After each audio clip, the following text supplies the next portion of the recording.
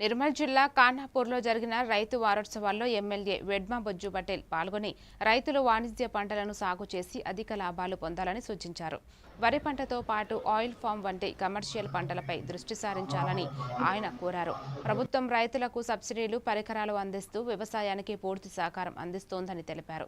ఖానాపూర్ నియోజకవర్గంలోని మండలాల్లో oil form సాగు పెరుగుతుండటం శుభపరిణామమని పేర్కొన్నారు. రైతుల సమస్యలను అధికారులు వెంటనే పరిష్కరించాలని ఎమ్మెల్యే సూచించారు.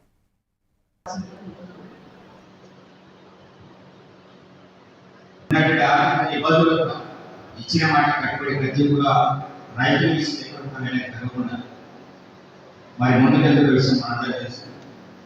మరి ఏదో విధంగా హార్టికల్చర్ ఉద్యోగమైన పంటలు పండించే సంస్కృతి చాలా మంది ఆ పంటలను పండించే వ్యవసాయానికి నిమజ్జనం ఉండడం మనం అదృష్టంగా భావించాలి.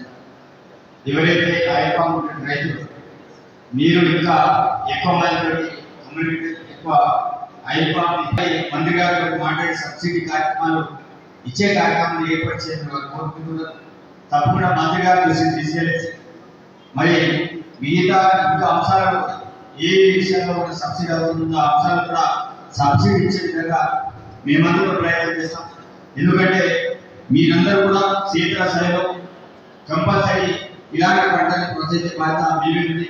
అదే కాకుండా క్షేత్రస్థాయి వెళ్ళి గట్టు చుట్టూ ఏదైతే చెట్ల నాటే కార్యక్రమాన్ని చేపట్టారు.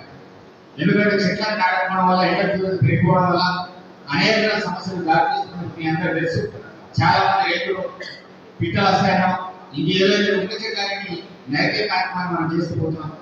దానివల్ల ముఖ్యంగా పంట పొలాలు మరి పంట పొలాలు మన సేద్యం ఎదుర్కోవడానికి పోతున్నాం.